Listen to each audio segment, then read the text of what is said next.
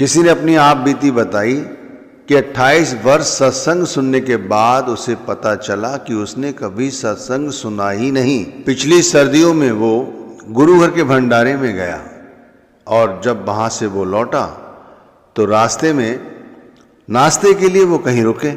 नाश्ता करने के बाद जब हम अपनी गाड़ी की तरफ जा रहे थे कि एक शेड के नीचे एक वृद्ध व्यक्ति ठंड से ठिठुर रहा था।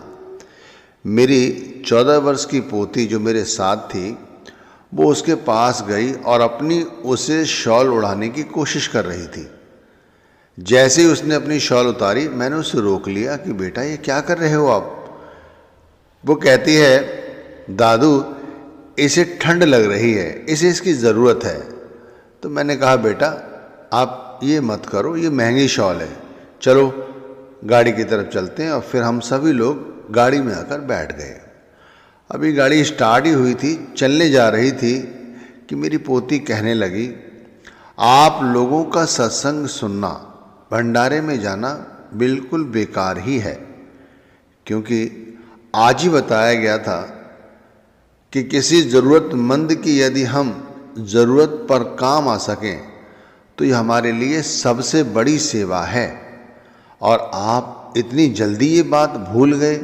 पता नहीं आप लोग कैसे सत्संग सुनते हो। मुझे तो ऐसा लगता है कि हम सत्संग सुने नहीं गए, हम तो पिकनिक पर गए थे। गाड़ी चलने लगी थी, स्पीड पकड़ रही थी, लेकिन मन में बार बार पोती की बातें गूंज रही थी। मैंने अपने बेटे से कहा बेटा गाड़ी साइड में लगाओ। बेटा कहता है क्या हुआ। मैंने कहा बेटा गाड़ी साइड में लगाओ। उसने गाड़ी साइड में लगाई। फिर कहता है क्या हुआ। मैंने कहा बेटा गाड़ी मोड़ लो। वो कहता है क्यों पापा जी। मैंने कहा क्योंकि आज मुझे पता चला है कि सच्चा सत्संग सुनना क्या होता है। फिर मेरे बेटे ने पहले तो आनाकानी की, लेकिन वो जान गया कि बात बड़ी गहरी लगी है पिताजी को। तो फिर उसने आगे जाकर गाड़ी को टर्न किया। फिर हम उसी स्थान पर पहुंचे जहां वो व्यक्ति ठिठुर रहा था।